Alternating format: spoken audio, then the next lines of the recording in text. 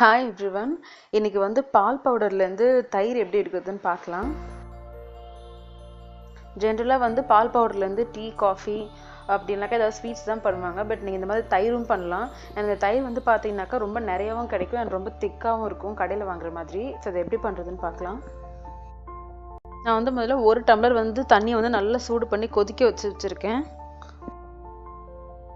இப்போ இதில் வந்து நான் 3 டீஸ்பூன் அளவுக்கு பால் பவுடர் போட்டுக்கிறேன். நீங்கள் வச்சுருக்க பால் பவுடர் பேக்கெட்லேயே ஒரு கிளாஸ்க்கு வந்து எத்தனை ஸ்பூன் சேர்க்கணும்னு போட்டிருப்பாங்க, அதை பார்த்து சேர்த்துக்கோங்க.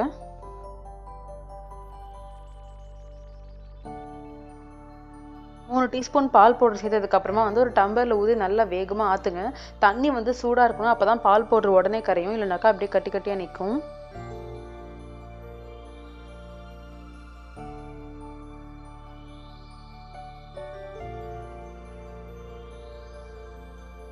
இந்த மாதிரி ஏதாவது ஒரு கப் எடுத்து வச்சுக்கோங்க. நீங்கள் கலந்து வச்சுருக்க பால் பவுடர் பால் வந்து பிடிக்கிற அளவுக்கு எடுத்துக்கோங்க.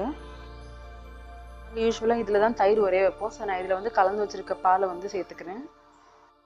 இப்போ இதில் வந்துட்டு நான் 3 டேபிள் ஸ்பூன் அளவுக்கு திக்கான தயிர் சேர்க்குறேன். இந்த தயிர் வந்து நாங்கள் வீட்டில் பண்ணது தான், பசும்பாலில் பண்ண தயிர் இது.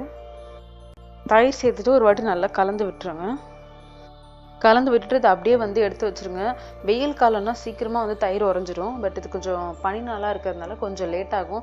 ஒரு 8 மணி நேரம் மேக்ஸிமம் நீங்கள் விடலாம். அப்படி இல்லைனாக்கா நீங்கள் ஒரு நைட் ஃபுல்லாக விட்டு அடுத்த நாள் கூட எடுக்கலாம். நான் இன்றைக்கி நைட் ஃபுல்லாக விடுறேன்.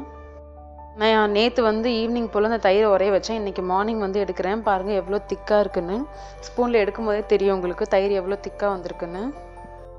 இதில் டேஸ்ட்டும் வந்து ஒன்றும் பெருசாக டிஃபர் ஆகாது, ரொம்பவே நல்லாயிருக்கும். பால் பவுடர் வந்து வச்சுக்கிட்டு என்ன பண்ணுறதுன்னு தெரியலனாக்கா நீங்கள் இந்த மாதிரி தயிர் செஞ்சு வச்சுக்கலாம். உங்களுக்கு யூஸ் ஆகும், நிறையவும் கிடைக்கும். ரொம்ப ஈஸியான மெத்தட் தான் தயிர் உரைய வைக்கிறதுக்கு. ஒரே விஷயம் நீங்கள் என்ன கவனிக்கணும்னா, ஒரு கிளாஸ்க்கு எவ்வளோ பால் பவுடர் போட சொல்லி இந்த பேக்கெட்டில் போட்டிருக்காங்களோ அந்த அளவுக்கு போடணும். கம்மியாக போட்டிங்கன்னா தண்ணியாக இருக்கும், தயிர் சரியாக வராது. இதை கண்டிப்பாக ட்ரை பண்ணி பாருங்கள். தேங்க்ஸ் ஃபார் வாட்சிங்.